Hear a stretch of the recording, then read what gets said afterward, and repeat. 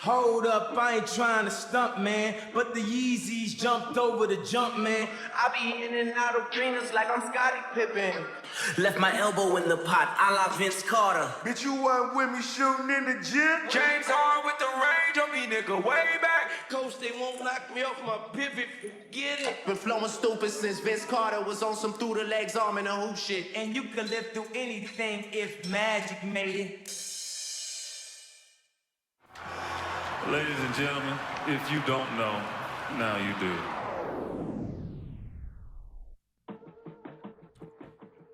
Yes, sir. We are back. Round of applause to my fellow NBA lovers. These are some interesting times that we're about to embark on a new season. Things are looking up. A lot of these players are playing cold wars with their GMs. James Harden and Daryl Morey, Damian Lillard and Joe Cronin. These are some interesting times, man. I mean, these players should just go on a campaign run for 2024. They're getting pretty good at it. But just starting off with Dame and this whole situation of him kind of wanting out of Portland, then sort of reneging, and then Portland kind of showing him the door, say, hey, you're not going to come back. Dame, in a way, is trying to mold himself around this branding that he's actually crafted the past couple years, where he's the loyal guy. He's on the grind. He's not skipping the grind like he likes to say.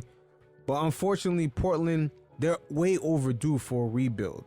And when you look at Damian Lillard's salary, mixed in with a few other players before they made the trade, this team was almost close to the luxury tax line. They weren't quite there, but they were almost there without even adding new pieces to the team besides the young players. So they were in a tricky spot. But unfortunate for Dame, I think he overestimated his loyalty. Because just like most of you fellas, wherever you work at, corporation or wherever you're at, their only loyalty is when they pay you the salary that they said that they were going to pay you. That's on their end. I understand that there's a loyalty sometimes in other places, but their main loyalty is that they paid you the proper way. And Dame has been well compensated throughout his time in Portland. So on his way out, of course, Joe Cronin is going to make sure that the Portland Trailblazers could secure enough assets for Dame. And Miami looks like they didn't have quite the package. So things kind of look like they kind of fell out. We're going to go over the timeline here. But let's take a look at what Damian Lillard said when he spoke to Bleacher Report. And I'm going to refer to the chat GBT to sort of begin to tell this story. Lillard was speechless. A few minutes later, he briefly explained what he was feeling. I'm just letting it sink in, Lillard told Bleacher Report minutes after news broke that he was going to be a member of the Milwaukee Bucks. I'm just trying to process it all. It's a lot to think about. Never been in this situation before. How this summer played out behind the scenes definitely left a sour taste in my mouth, Lillard told Bleacher Report. But it doesn't change the amazing experiences I've had with the Trailblazers and this city. I'll always cherish this place. This is my home. I'll always live here regardless. Lillard then said if a deal couldn't be worked out with the Heat, he would prefer to rescind his trade request and return to the Trailblazers. Cronin's response to the seven-time All-Star was that there was no coming back. Lillard was shocked, sources said. He said it was discouraging to hear he couldn't return, but added that he didn't want to be somewhere if he wasn't wanted, and he ended the meeting. Now, right there, I'm not shocked that Dame was told this. Like I said, Dame has kind of stayed on brand with being the loyal company guy, trying to, not escape the grind. And it seems like Dame, upon his exit, he tried to be the good guy at the same time. The Blazers GM, he's trying to keep his job. So Dame leaving doesn't really give him much job security. So he has to ensure for the future the Blazers have enough. So he doesn't care about Dame trying to look like the good guy while leaving. Eventually, there's some sort of miscommunication there because Dame is trying to keep up with his brand while at the same time trying to make the best possible moves for himself. And the Blazers GM, he's trying to keep his job for the future as he's going to begin a rebuild. So he needs to extract the most for Dame. The way Joe Cronin executed this trade was perfect. He flipped Dame. He got rid of other salary that was on the books. Keep making sure that the Blazers have enough space not to be next to the luxury tax line, especially with that large salary Dame had. And then the Blazers also got rid of their center, which was he wasn't taking that much salary, but he was biting in there. And at the same time, they could focus on their new draft pick, Scoot Henderson. But it's looking like Portland, since the end of last season, already had plans in the work of just rebuilding. Because remember, at the end of last season, they asked Dame to sit out, where they went 1-9, and then they finished with a higher draft pick, which they told Dame they was gonna flip to put pieces around him, which didn't happen at all.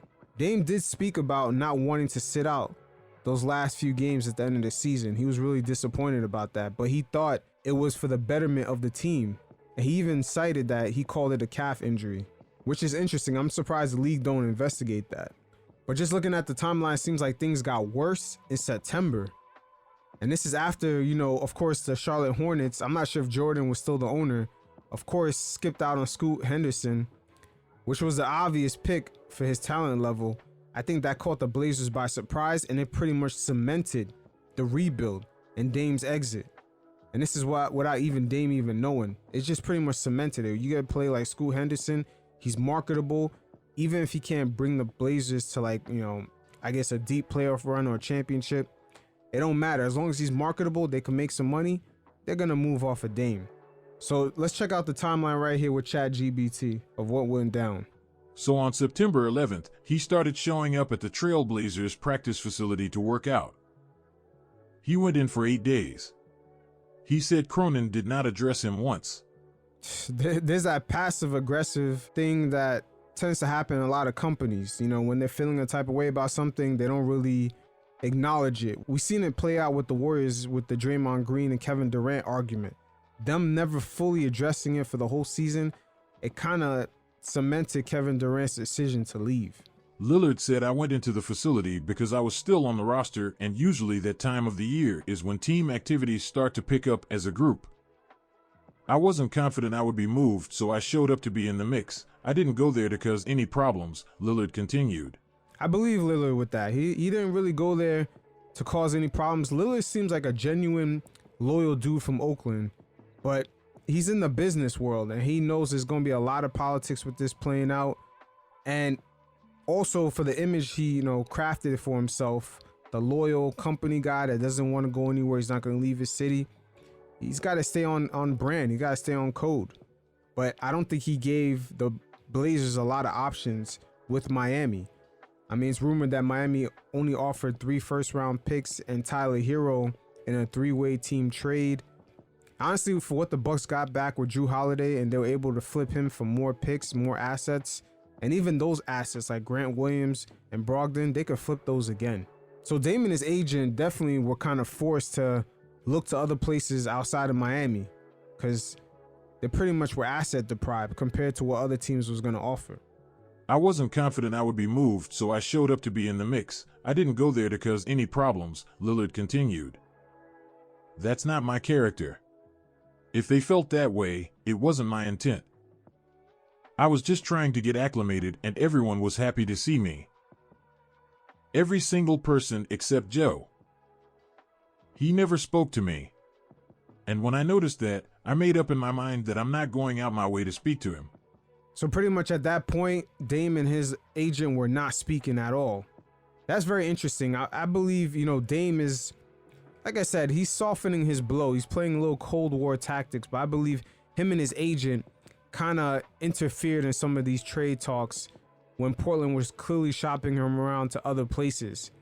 I wouldn't be surprised if Dame and his agent behind the scenes let some of these teams know that he didn't want to be there. So they weren't going to trade a bunch of assets for him, especially with the new CBA coming into next year, where Dame is a high salary player and you just gave away a bunch of assets, and it's harder to make trades after that, especially Dame's salary is going to make you go closer to that luxury tax line that pretty much limits you on what you could trade on, what kind of free agency moves and pickups you could do. So the trades nowadays, they're going to get real tricky because of this. Teams are very scared of being $17 million over that luxury tax, especially with Dame's salary kicking in for the next few years. He's going to approach around $60 million. So teams have to be almost assured when they make these type of trades. So Portland at some point got upset and they kind of locked Dame and his agent out of conversations. They didn't speak for almost 2 weeks. He never spoke to me. And when I noticed that, I made up in my mind that I'm not going out my way to speak to him. September 17th, Lillard and his agent went over a contingency plan for other viable alternative options that fit the team criteria they sought. Milwaukee and Brooklyn were the alternative targets. Now, right there on September 17th, them having to go for a contingency plan, you know, just introducing new teams that Dame possibly wants to go to, it kind of hints that they did kind of offer limited options to the Blazers on where to send them. So pretty much it looks like on September 17th, they got more realistic about their options. And also the NBA had to kind of intervene and be a mediator between Dame, his agent, and the Blazers. So this situation got real bad behind the scenes, as ChatGPT is going to further elaborate. Shout out to ChatGPT. Milwaukee and Brooklyn were the alternative targets. On September 23rd, a Zoom meeting was organized by the NBA featuring league officials, Cronin, a team attorney, Lillard, Goodwin, and Ron Klemner, the general counsel for the National Basketball Players Association. The meeting was scheduled with the purpose of opening up the lines of communication between the Trailblazers and Lillard's camp. The session got volatile at certain junctures, with both sides expressing their trust issues with the other. At the end of the session, Cronin promised to do a better job communicating. In the days ahead, Cronin and Goodwin started communicating again. So the fact that the league had to mediate, and even among those negotiations with the league being the middleman, things got crazy. So there was definitely a disconnect, but Dame just kind of overestimating his loyalty for that 11 seasons. And Dame kind of seen these signs play out way earlier in his career. Let's not forget LaMarcus Aldridge had left Portland to go to San Antonio because he understood that they couldn't really recruit guys to get there. And sometimes this franchise, they weren't the most craftiest franchise in setting up a team for ultimate success. As we've seen ever since the bubble season, the Portland Trailblazers, when they started getting rid of CJ and other guys, they were actually one of the most highest payroll teams in the league. They were actually set up to be in the luxury tax the next like 4 or 5 years. So that's the reason they started getting rid of CJ and other players, and then Dame still end up staying, still thinking that there's going to be some sort of rebuild, which is delusional. He has not seen that the whole time he was there. But when we take a step back and we really look at this, the Blazers really did Dame right. They sent him to a place where he can win. They got a lot of assets for Dame, and the type of assets they did get for Dame, they were able to flip. And even those assets that they flipped for Jrue Holiday, they could still flip again. And Miami just did not have that package. So this will be a brand new series I'll be starting up called The Money is the Only Thing That's Guaranteed. And this will be Volume 1 starring Jordan Poole. As Andre Iguodala spoke about what kind of led to Poole's exit. And, you know, in the NBA right now, as we see guys like Damian Lillard thinking that there's some sort of loyalty that's owed. After 11 seasons, he should go to his destination, which is Miami, no matter what the cost is for the Blazers. Or even Jrue Holiday winning a championship for the Bucks sending him off to Portland. At the end of the day, the NBA is a business. And guys are going to have to kind of restart from scratch year in, year out. Even if they won a championship, they kind of start from zero the following year. And they're expendable if the team did so at any moment. And Jordan Poole, after winning the NBA championship in 2022, he may have overestimated his value to the Golden State Warriors, particularly with something that he may never even thought of, and that is to the new CBA. See, last season, if Jordan Poole didn't really prove his value after landing that contract, with the new CBA that punishes teams that are built like the Warriors that overspend, they pretty much are going to be locked in with that roster. So he should have viewed himself as that, hey, the Warriors might not want to keep me here if I'm expensive and things aren't working out. So unfortunately, it flipped on him. And the Warriors were kind of right for actually pivoting off of Jordan Poole due to chemistry issues, but also his contract is just large. They wouldn't be able to even trading players, pick up players. It's just a lot of restrictions when you're over the cap. And even with them getting rid of Jordan Poole, they're still about like $25 million to like almost $30 million over the second apron. So the Warriors are going to have a lot of pivoting to do even this season and the following season to get themselves either close to the apron or just under it so they can maneuver. They're going to get draft picks frozen. They're going to have the ability to trade away draft picks is going to become limited. There's a lot of restrictions when your team becomes expensive under this new CBA. But Andre Iguodala gave insight to some of the issues that kind of led to Jordan Poole's exit. You guys check it out, and every once in a while, I'll check in. And so we talk about Jordan Poole, bro. I compare it to the JaVale McGee situation with Shaq and the Fool. And I played with JaVale on 2 different teams. So I've seen his work ethic. I've seen him lock in. I've seen him dominate games. I've seen his moments where he's 7'1" and his falls look so awkward that it's funny in the moment and then it's magnified, and then now you're taking one moment away from his 20 minutes where he actually played good. And Jordan Poole had defensive moments last year. And that's my brother. Like, I would be like, bro, like, I'm about to flip sides with these fans. if you fall on purpose one more time to not play defense, I had this joke. And he's my brother. He's my brother. He knows this. Like, I love him to death. But I would tell him, Jordan, it looks like you're trying not to try. Do you know how much energy it takes to try to not to try? It takes less energy to try. Yeah, exactly. Do you understand what I'm saying? I know exactly what you're saying. And so, I know exactly what you're saying. But then it was, it looked like it could have been a rebel in there. Like, no, man, I'm second on the team in scoring. And you know how we grew up when we first got in the league? If you were a bucket, you got to take off on the other end. So right there, you see Jordan Poole kind of overestimating being the second leading scorer on the team. He's probably looking at Klay Thompson's salary. Yo, Jordan Poole's a cocky motherfucker, man. I'm not gonna lie. But he kind of overestimated him being the second leading scorer in the team, not realizing that when Klay had that position, he was their best backcourt defensive player. So there was already a standard that Klay kind of set for being that second scorer on the team. And Jordan Poole just being the second leading scorer that previous season, it didn't really mean that much in the finals because the second best player in crucial moments in those finals was Andrew Wiggins. So when you factor in all these things, just him being lazy, kind of putting on a show not to play defense, and just him being expensive with the new CBA kicking in, and there's also chemistry issues with arguments. You see Draymond Green punched him in the face, and just little petty back and forths. The Warriors had to ask themselves last season, knowing the new CBA coming through, do we want to be locked into this? Because at some point, the Warriors are going to be married to Jordan Poole once the 2024-25 season kicked in, and they would also have to spend money renewing Draymond Green's contract. So this team could have easily been over $220 million over the cap, with no way of making trades, no way of trading people and matching salaries. They would have had frozen draft picks.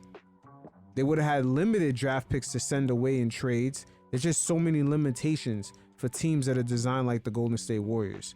So Jordan Poole, even though he signed a fresh new contract last season, when you look at the new CBA and just some of the internal issues going on with the team and just some of the on-court issues with him just having really what the fuck moments, you kind of begin to understand why he's now on the Wizards.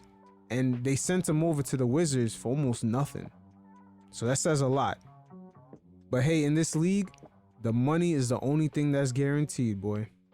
All right, so this will be a brand new series I'll be starting up called the Player Haters Club. And this will be starring Spencer Dinwiddie, as he's clearly hating on Kyle Kuzma. Even though probably low-key Spencer Dinwiddie is a better player. But ever since he signed his large 4-year contract, he has yet to find a consistent home. And sometimes that may be due to his marketability. As Kyle Kuzma, he clearly has taken the route as being that social media type influencer player. As you can tell from the fashion stylist that dresses him, he's become somewhat of a social media darling, even from the girl that he dates. I believe he dates that girl that has vitiligo, and she's definitely a social media influencer. Anything she does, it tends to get a lot of likes and clicks. So he definitely has a great team behind him, and due to the fact that he is marketable on social media, he is going to get a large contract, and he should find a stable home for a couple of years, as he's going to sell tickets for whatever owner decides to give him that contract. But like I said before, as far as Spencer Dinwiddie, he might low-key be the better player. He's definitely a smart guy. He went to Harvard. He's into crypto. But as we all know, sometimes a lot of that does not translate to being a marketable player to sell tickets. But we're going to take a look at some of the player hating that Spence be on. They not playing for nothing for real. You know what I mean? Like, they just coming out here firing. Like, they got people coming off the bench just firing, right? Because at the end of the day, for them, it's a showcase. They over there trying to get paid. They're not trying to play winning basketball. You know what I'm saying? So for a team that has real aspirations and has an MVP, you know what I'm saying, like, and went to the conference finals last year, like, we have to be better. Now, he said all this a year after these two guys played on the team. A whole other season happened. He went to the conference finals with the Dallas Mavericks. I mean, Spence is going in over there. But Spencer, once again, he's continuing firing shots right before this year's playoffs. So here's the thing, right? And obviously I spent some time in DC with Kuz. What's that thing Draymond just said where he said insecurity is loud? Yep. Right? So basically here's what happened, right? We lost to them. I was on the Mavericks. And obviously we have a MVP caliber guy and we're trying to be a championship caliber team. Just went to the Western Conference Finals, et cetera, et cetera. So I make a statement about, you know, we need to be better, understanding the culture and how games are kind of played in DC and saying, you know, that's an unacceptable loss in that fashion. You know, he decides to respond because I guess he felt like it was a shot at him. And I wanted to respond. You know, my agent told me to stand down, that we had, you know, bigger fish to fry, things to do, get to the playoffs, et cetera, et cetera. But, you know, now I'm not in that environment. I'm in the playoffs. He's not. And, you know, to address, no, I'm just saying to address the socialite, right? Like, there's a lot of guys. Yo, if you didn't catch it right there, Spence said to address a socialite. That's exactly the branding that Kyle Kuzma actually branded himself as. He has a great social media team, I gotta admit. They tell him which girls to date as a good social media marketing tool. That's what a lot of these influencers do. And Kyle Kuzma, you know, he sort of has that look, man. He's definitely gonna cash in on that look. But as far as a player, you know, he could take all the shots he wants to right now in Washington, and he's only averaging 20 points per game. But Spence is clearly player hating, man. Come on, Spence, let him get his money. In the NBA that really pour their heart and soul into basketball, are willing to do whatever it takes to win. There are a lot of guys that have different things that drive them and motivate them. I think if we look at, you know, him and the way he approaches life, fame, all that stuff, that we can see that, you know, his priorities tend to vary, right? Like, that's why he dresses the way he does. He, you know, approaches basketball the way he does, the comments he makes. And like I said with the Draymond quote, insecurity is loud. Like, you know that you're there, you know, shooting shots to try to get a contract. You're probably not even a third star really on a good team because. And Spence is player hating, but, you know, he's speaking facts right here about him being not even a third star. And that is facts. Not on a winning team. Could be a third star on a losing team, but not a winning team. If you were, the Lakers would have kept you, right? Part of the reason you left was to try to make more money. Like, these are all things that are facts. And so at the end of my career, one thing that I want to be known, besides a guy that did whatever it took to win in whatever spot he was at, is a guy that was also very honest. And Spence, you hating because you could say the same thing about Bradley Beal, but a lot of players might feel that way, but they keep quiet about it, just like how you keeping quiet about it right now. Bradley Beal falls into the same realm. He may be a superstar on the Wizards, but on another team, he's like a third string star. And so, like, my complete response to, you know, Kuz and all that other stuff, to address it directly, I mean, I played with the guy. You know what I mean? We know what the priorities were. And, you know, a lot of times people thought I was talking about Brad or whatever, anything like that. I look at Brad in the same light as like a Dame. I think he's loyal to DC. Come on, Spence. You play hitting. Brad falls almost into that same category. I mean, he's definitely going to be a third star on a championship team, but he doesn't fall as far as Kuzma, but he's definitely not a superstar that they promote him to be. Definitely wouldn't be that. And you know that. That's why you play hitting. You kind of choosing who you want to pick your battles with. And you clearly play hating on Kuzma right now. I think, probably on a championship team, he's probably got to be paired with like a Giannis. He's probably 1B, which is no shot. Right there. Bradley Beal is no 1B, man.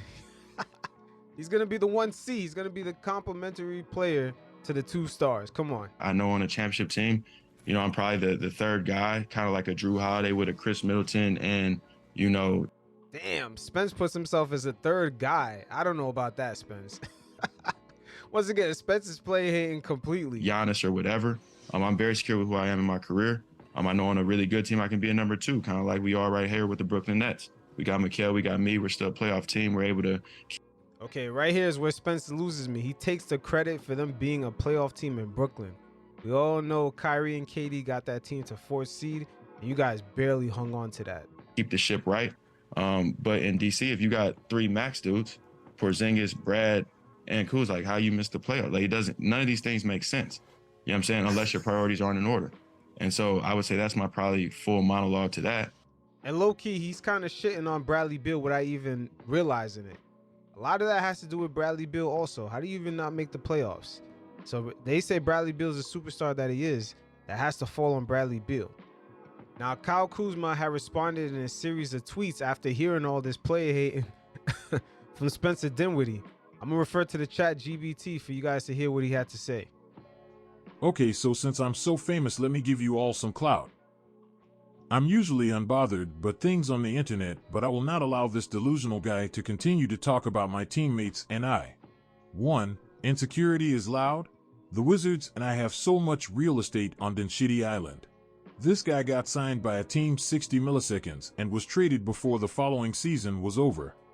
2. What in the world have you won in this league? LOL, you've been bounced around like a basketball, my boy. 3. You can thank KD and Kyrie for spearheading 34 wins before the All-Star break 11-13 after the break for your playoffs. 4. Second option. More like second point guard, LOL, my man, I watched you for 2 months at the end of your Wizards tenure, average 844. Sounds good, but glad you're hooping now. 5. And yup, I got a bag coming, stop hating, LOL. And last but not least. 6. The only way you'll ever be worth your contract is if the NBA finally gives you your wish of getting paid in crypto. Check the markets, enjoy the clicks. Go Sixers. Yo, Kyle Kuzma got him back for that. And he's right about the Brooklyn Nets record after KD and Kyrie left. Also, it's interesting that Spence only averaged 8, 4, and 4 coming off the bench for the Wizards. But we all know what this is about. This is about a lot of the attention that Kyle Kuzma is getting. And that's because he's marketable. So at the end of the day, Spence got to realize sometimes it comes down to that. And the reason why the Nets possibly traded him the first time around is because he wasn't really affecting ticket sales like that. Think about it. They had KD and Kyrie, Spencer Dinwiddie with that contract they gave him. Were the Nets even going to make more money as far as ticket sales, or more ads were going to come in because they had Spence? He doesn't really move the needle that way. And it is what it is. The NBA is an entertainment-based league. Sometimes some of these guys that are more marketable, they're going to make more money. The league is almost like a combination of entertainment and skill. And unfortunate for Spence, he definitely is a smart dude, but a lot of that does not translate as being more marketable. So hopefully for Spence, he's finding a consistent home. Who knows what the Nets are going to do in the offseason. But low-key, his game might actually be better than Kyle Kuzma. But once again, the NBA, it's an entertainment-based league. You got to be somewhat marketable. So stop player hating, Spence, and let Kyle Kuzma live. So D-Wade had did a sit-down where he spoke about how he really felt when LeBron James had left Miami and went back to Cleveland. Now, let's make no mistake about it. D-Wade was already a solidified NBA player. He was top 3 in MVP voting right before LeBron James came to Miami. Matter of fact, a lot of people believe in that 09 season, D-Wade should have won the MVP award. But one thing that should be said about LeBron James' career when it's all said and done is that D-Wade was a vital piece to it. His unselfishness to let LeBron come to Miami and be LeBron, that says a lot. D-Wade is a vital key to that LeBron James story. But anyway, D-Wade spoke about how he felt, and a few interesting things were revealed. You guys check it out, and every once in a while, I'll check in. I didn't think Cleveland was on the docket at all. Right. Once that letter came out 4 years prior, I was like, well, it's over for them. Yeah. Appreciate that. Yeah. Man, that Dan Gilbert letter was looking crazy. The NBA thought that was fake, matter of fact. It just seemed so off. It seemed like he owned LeBron, like he owned him as a person, the way that letter just came across. But LeBron James definitely went back to Cleveland for branding purposes. He couldn't just leave the Midwest hanging like that. He had to go back. It was part of his storyline, you know. LeBron went back home, bought a championship there. He's a savior. It was actually smart by him from a branding purpose. But he went to Miami to learn what it took to win a championship. And then once he collected that information, he went back home. And so when we went into free agency that summer, I didn't think that we wasn't coming back. Right. I thought we was gonna retool. Right, that's what teams do. They retool. Right. And so once I started hearing the noise on the outside, and I started hearing Cleveland, I started seeing things. I was like, oh, it's some truth to the noise. Right. Some truth to noise. Yeah. There's truth even in a lie. Yeah, there's something in there. And I didn't even know it was a thing because we never talked about. Right. Hey, that was never our conversation. Right.